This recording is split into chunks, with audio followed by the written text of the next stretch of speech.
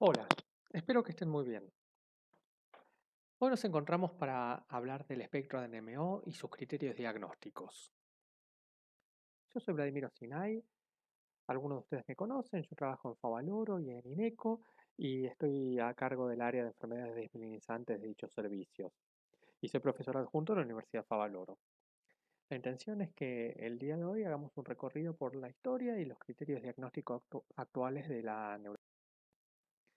Si vamos un poquitito a la historia, vamos a ver que los primeros informes que hablan de lesiones asociadas en médula y nervio óptico son de comienzos de 1800. Sin embargo, recién en 1870, Thomas Clifford Allbutt fue el primero que empezó a prestarle atención a esto y a llamar la atención de los neurólogos y los oftalmólogos. Era realmente una presentación curiosa de un problema neurológico. En ese momento, obviamente, lo único que podían evaluar era no más que una evolución clínica. Obviamente no tenían ni criterios diagnósticos, ni tenían estudios complementarios, ni análisis para realizar. Era simplemente observación. Un tiempo después, ya a finales del siglo XIX, Eugène de Vic y un estudiante suyo, Fernand Gold, describieron por primera vez un grupo de pacientes que tenían afectada la visión en el transcurso de pocas semanas y aparecía asociado a ello una debilidad espástica muy severa en las extremidades, junto a pérdida de sensibilidad y control esfinteriano. Obviamente era un síndrome medular asociado a un trastorno visual. Y desde entonces lo empezaron a describir como enfermedad de Vic. Y era una enfermedad monofásica, terriblemente agresiva y en ocasiones fatal. Y yo me acuerdo cuando hacía mi residencia que la enfermedad de Vic aún todavía seguía considerándose como una enfermedad monofásica, una enfermedad que no podía repetirse a lo largo del tiempo, pero cuando nos atacaba era realmente muy agresiva. Por el contrario, si veíamos una mielitis o veíamos una neuritis óptica, no pensábamos en una neuromielitis caracterizada por el síndrome de Vic. Obviamente pasaron muchas cosas desde que yo hice mi residencia y la historia cambió y empezamos a reconocer que las cosas podían ser diferentes. Y obviamente con esta especificación de los criterios que fue surgiendo con el tiempo, también empezamos a entender que probablemente nos encontremos ante distintos fenotipos de una misma enfermedad, como nos pasa con muchas enfermedades en la neurología. Wingerchuk, a fines del siglo pasado ya, parece una antigüedad, eh, es- empieza a estudiar esta patología y a profundizar el estudio del conocimiento de esta enfermedad. Empieza a ver que hay una enfermedad desmelinizante que afecta a los nervios ópticos y la médula espinal con características muy particulares que no es necesariamente monofásica, no debe ser al mismo tiempo mandatoriamente, aunque sí puede serlo, y en ese momento lo caratula como que, obviamente, por diagnóstico diferencial con la esclerosis múltiple, su resonancia de cerebro debía ser normal. Y habla de un desorden inflamatorio, un autoinmune idiopático que afecta a los nervios ópticos y a la médula espinal. Y lo empieza a llamar espectro de la neuromielitis óptica, enfermedad del espectro de la neuromielitis óptica, cuya sigla en inglés ustedes ya conocen es NMOSD. Y lo distingue de la esclerosis múltiple porque un grupo de investigadores detectan y encuentran el anticuerpo antiacuaporina 4. Y con eso, y con esa investigación empiezan a entender un poco más la fisiopatología que sucede en esta enfermedad, que es una artrocitopatía, eso lo van a ver en otras clases, pero la afección no es específicamente de la oligodendroglía en primera instancia, como la esclerosis múltiple, una enfermedad primariamente desmineralizante, sino que es una enfermedad inflamatoria que se comporta histopatológicamente de forma distinta y fisiopatológicamente de forma distinta. Y también empieza a ver que puede encontrar algunos cambios radiológicos a nivel del cerebro relacionados con esta enfermedad, pero con topografías muy particulares que vamos a ir viendo a lo largo de la clase, no con las características que ya conocíamos en su momento para la esclerosis múltiple. Y así es como surgen los criterios nuevos diagnósticos de neuromielitis óptica. Pero retrocedamos un par de pasos en la historia. Antes de los nuevos criterios, los criterios de NMO del 2006 eran más sencillos ya mencionaban la seropositividad del anticuerpo anti-NMO, pero decían que debía haber una resonancia magnética cerebral normal o que no fuera característica y patognomónica de la esclerosis múltiple. Hablaban de lesiones medulares espinales extensas que se extendieran más de 3 segmentos vertebrales en cuanto a las imágenes. ¿Y por qué empiezan a surgir nuevos criterios? Obviamente porque aparece un marcador serológico. De ese modo ya de forma precoz, inclusive con un primer episodio y con una sola topografía, podíamos hacer el diagnóstico. Podíamos hacer diagnóstico inclusive con neuritis óptica o mielitis recurrente con la presencia de los anticuerpos antiacoporina. Podíamos entender que había o podían ocurrir lesiones cerebrales con unas manifestaciones de presentación típica y que podían ser altamente sugestivas o diagnósticas de la enfermedad. Obviamente podía asociarse con otras condiciones autoinmunes, pero la pregunta es, ¿esto deja excluido la NMO si encontramos otra enfermedad autoinmune o pueden ser enfermedades autoinmunes? Entonces se reunió un grupo de expertos, un equipo de expertos, y empezaron con algunos principios iniciales del consenso, que el diagnóstico debía ser clínico, que el hallazgo de los anticuerpos antiacoporina era muy importante, pero era insuficiente porque podían existir falsos positivos o inclusive podíamos tener alguna dificultad de detección o inclusive accesibilidad al método. Entonces, el panel de expertos empezó a llegar a un consenso donde se pudiera conseguir la mayor evidencia posible. Así, con los datos disponibles, se podía llegar al diagnóstico por la presentación clínica, por el análisis serológico, por las neuroimágenes, por el hallazgo de enfermedad sistémica o por la afección óptico-espinal de la esclerosis múltiple que podían llegar a hacernos generar una dificultad o una duda diagnóstica, estos 3 síndromes. Y así empezaron a planificar y a postular criterios diagnósticos para la neuromielitis óptica. Vamos primero a las características clínicas principales.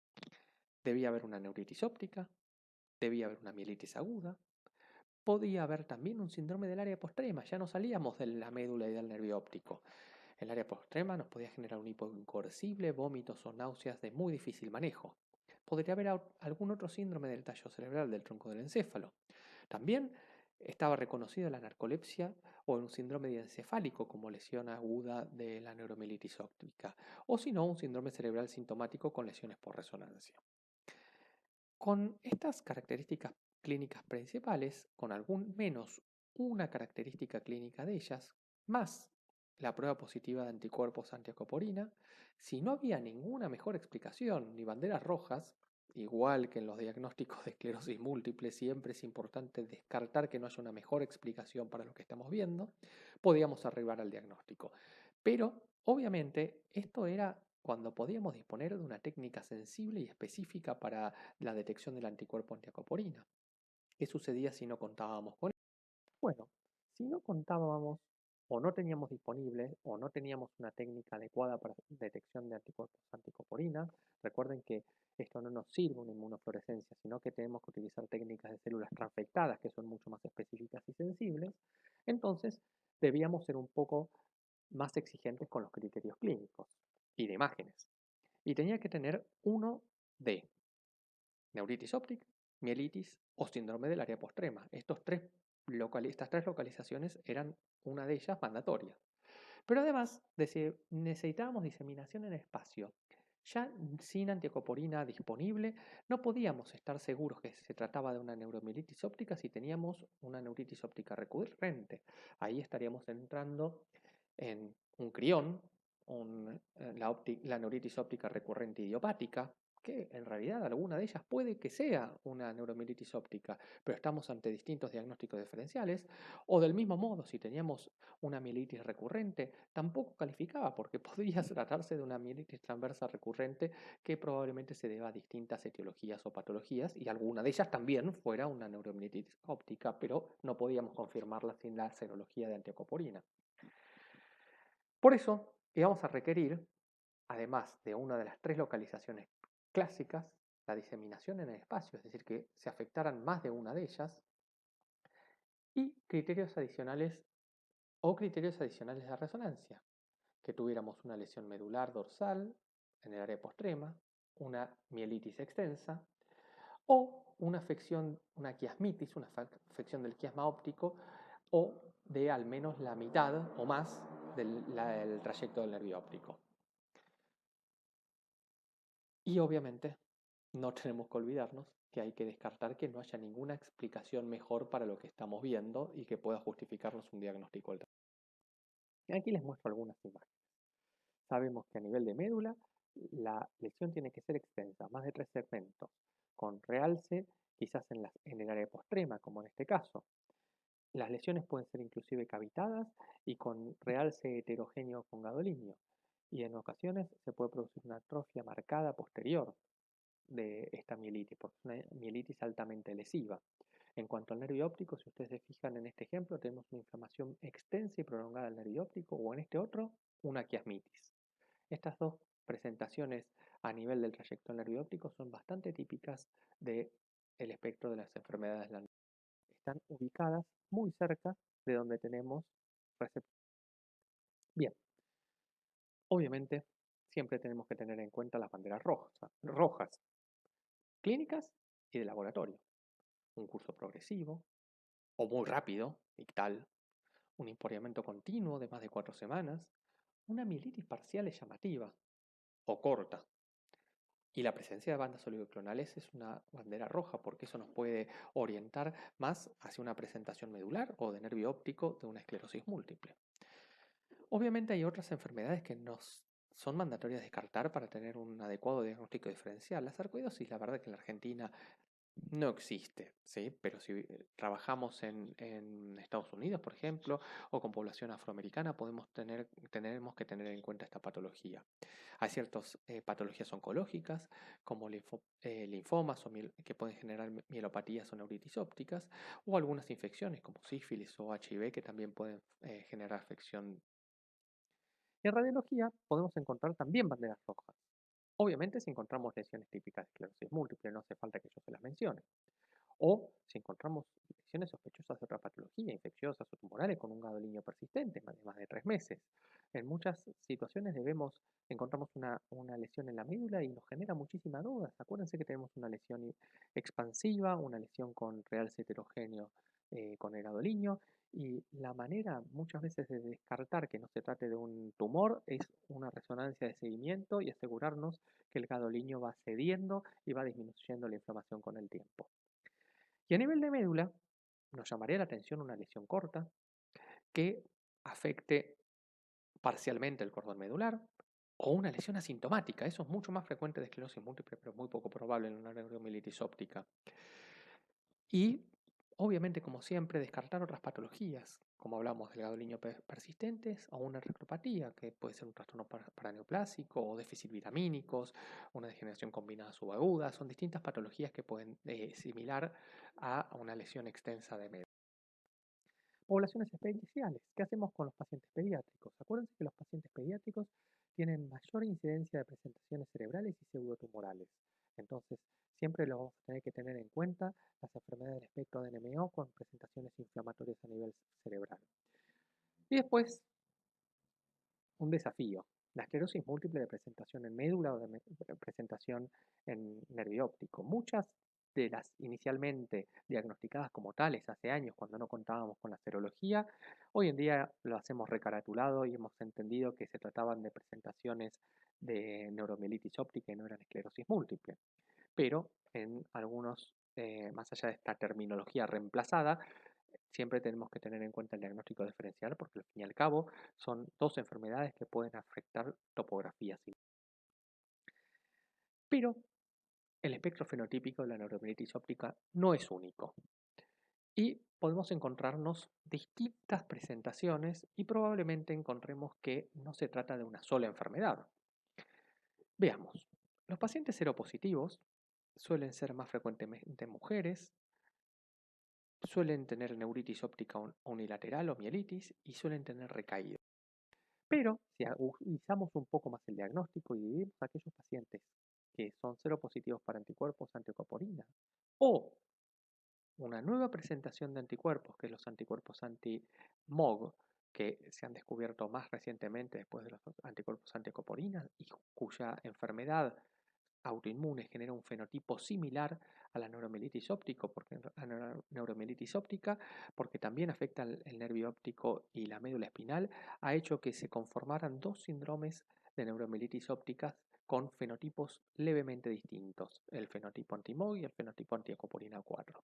Entonces, si vemos este trabajo, aquí vemos las características del fenotipo anti-MOG, anticuerpos positivos anti-MOG, acá el de antiacoporina positivo y el cero negativo.